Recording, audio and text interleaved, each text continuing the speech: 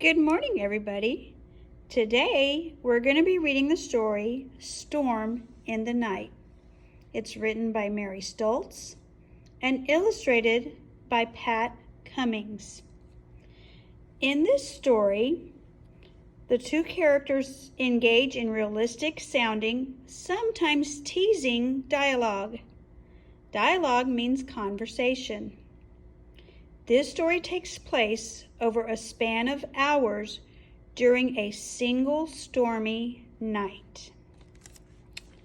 I wonder what it's going to be about and what's going to happen. Storm in the night.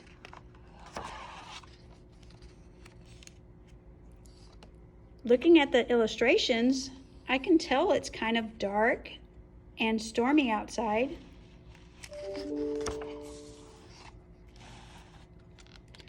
Storm in the night, thunder like mountains blowing up, lightning licking the navy blue sky, rain streaming down the windows, babbling in the downspouts. And Grandfather and Thomas and Ringo, the cat, they were in the dark, except for Ringo's shining mandarin eyes and carrot-colored flames in the wood stove. They were quite in the dark. "We can't read," said Grandfather. "We can't look at TV," said Thomas. "Too early to go to bed," said Grandfather. Thomas sighed. "What will we do?" "No help for it," said Grandfather. "I shall have to tell you a tale of when I was a boy."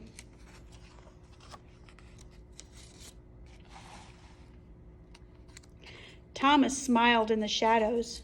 It was not easy to believe that Grandfather had once been a boy, but Thomas believed it because Grandfather said so.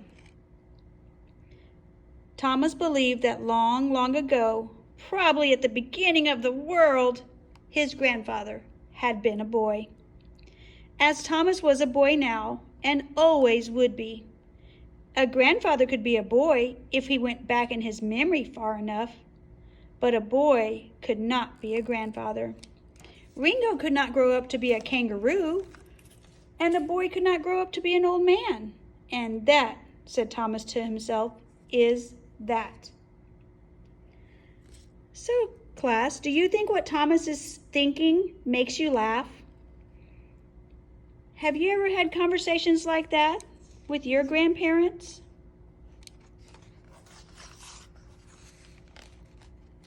Grandfather was big and bearded. Thomas had a chin as smooth as a peach. Grandfather had a voice like a tuba. Thomas's voice was like a penny whistle. "I'm thinking," said Thomas. "Ah," said Grandfather.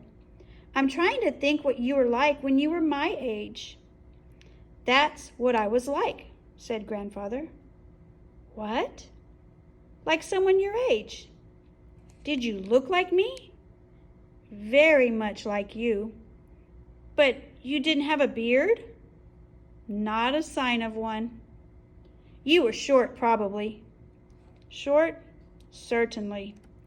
"And your voice, it was like mine?" "Exactly." Thomas sighed. He could not imagine it. He stopped trying.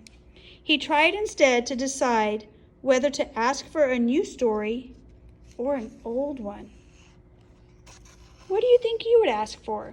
Would you ask for an old story or something new? Grandfather knew more stories than a book full of stories.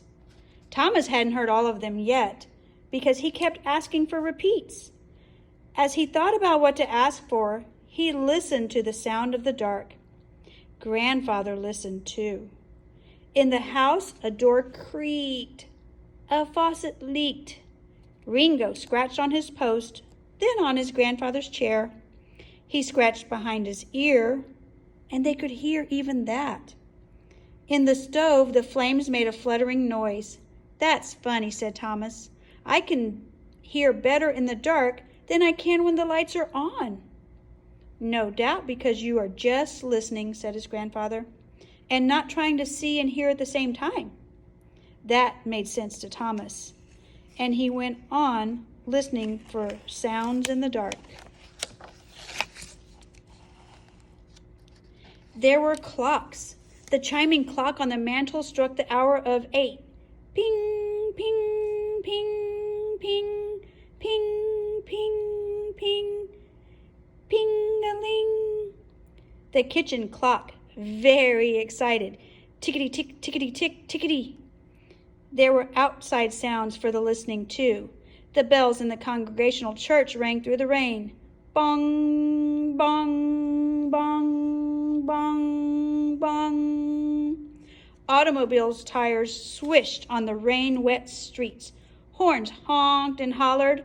A siren whined in the distance. What do you think, guys? I heard Thomas say that the clocks were excited. Can a clock be excited? What do you think?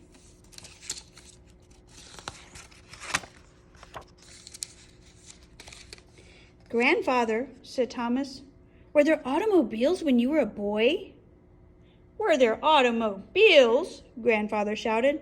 How old do you think I am?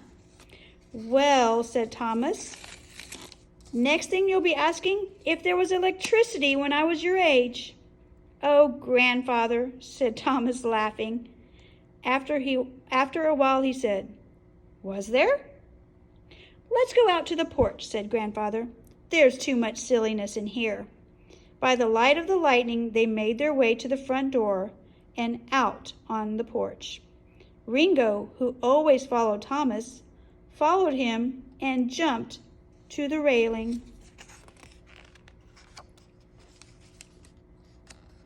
The rain, driving hard against the back of the house, was scarcely sprinkling here, but it whooped windily through the great beech tree on the lawn, brandishing branches, tearing off twigs. It drenched the bushes, splashed in the bird bath, clattered on the tin roof like a million tacks. Grandfather and Thomas sat on the swing, creaking back and forth, as thunder boomed and lightning stabbed across the sky.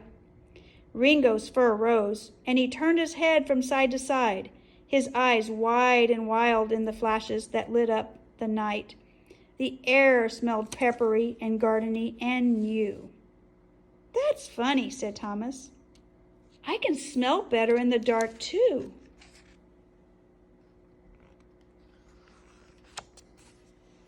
Thomas thought Grandfather answered, but he couldn't hear, as just then a bolt of lightning cracked into the big beech tree. It ripped off a mighty bough, which crashed to the ground. This was too much for Ringo. He leaped onto Thomas's lap and shivered there. Poor boy, said Thomas. He's frightened. I had a dog when I was a boy, said Grandfather. He was so scared of storms that I had to hide under the bed with him when one came. He was afraid even to be frightened alone. I'm not afraid of anything, Thomas said, holding his cat close. Not many people can say that, said Grandfather. Then he added, well, I suppose anybody could say that. I'm not afraid of thunderstorms, like Ringo and your dog. What was his name? Melvin.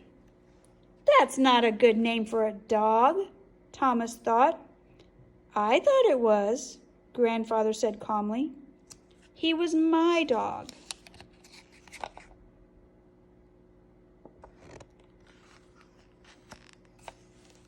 I like cats, said Thomas. I want to own a tiger. Not while you're living with me, said Grandfather. Okay, Thomas said. Is there a story about Melvin? There is. It's a very good one. Tell it, Thomas commanded. Please, I mean. Well, said Grandfather, when Melvin and I were pups together, I was just as afraid of storms as he was. No, said Thomas. Yes, said Grandfather. We can't all be brave as tigers. I guess not, Thomas agreed. So there we were, the two of us, hiding under beds whenever a storm came. Think of that. said Thomas. That's what I'm doing, said Grandfather. Anyway, the day came when Melvin was out on some errand of his own, and I was doing my homework, when all at once, with only a rumble of a warning. What do you think he's going to say next? Let's see. Down came the rain, down came the lightning, and all around and everywhere came thunder. Wow, said Thomas. What did you do? Dove under the bed. But what about Melvin? I'm coming to that, said Grandfather. What about Melvin is what the story is about. I see, said Thomas. This is pretty exciting. Well, it was then. Are you going to listen or keep interrupting? I think I'll listen, said Thomas. Good. Where was I? Under the bed. So I was.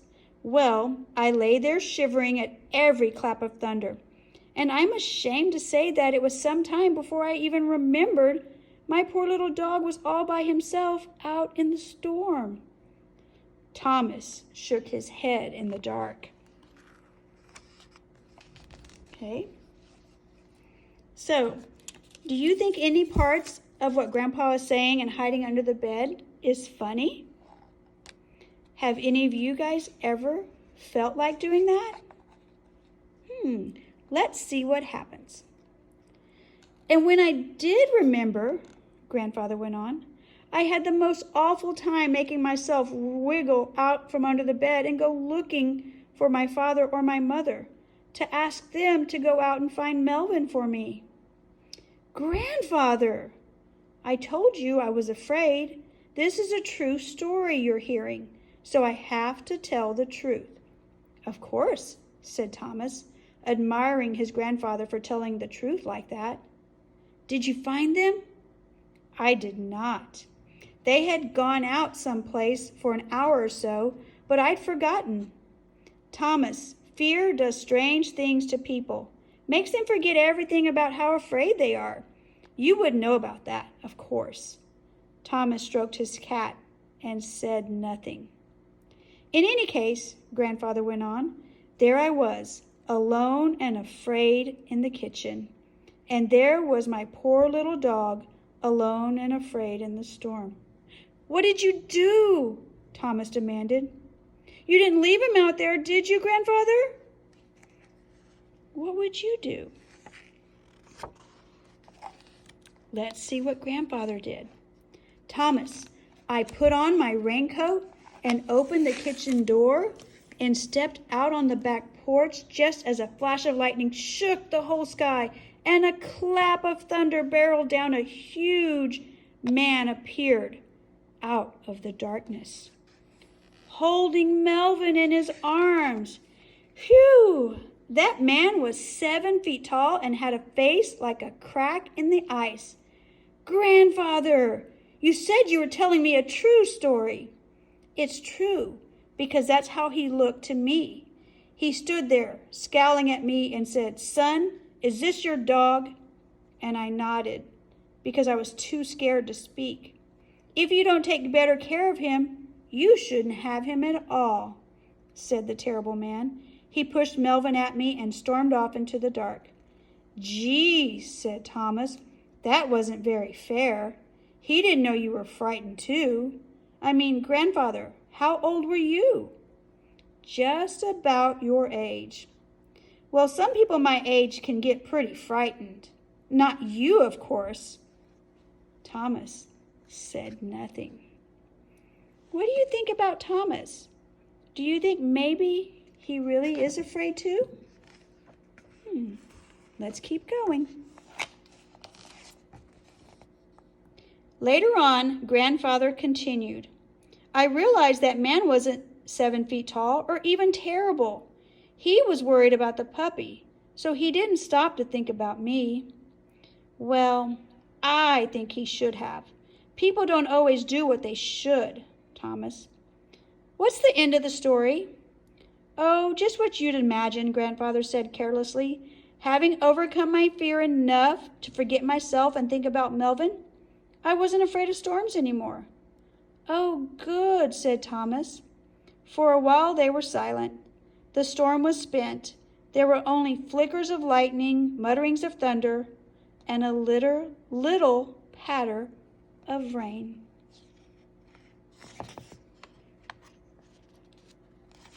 "When are the lights going to come on?" Thomas asked. "You know as much as I do," said Grandfather. "Maybe they won't come on for hours," said Thomas. "Maybe they won't come on until tomorrow." "Maybe not."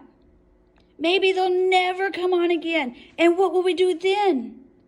"Well, think of something," said Grandfather. "Grandfather." "Yes, Thomas."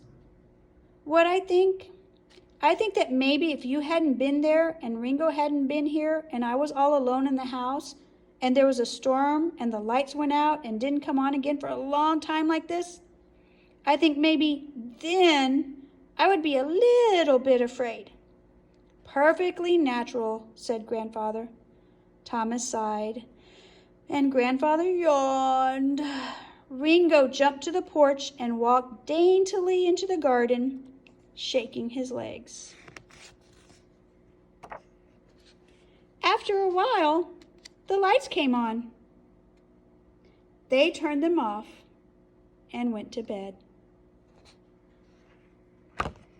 The end.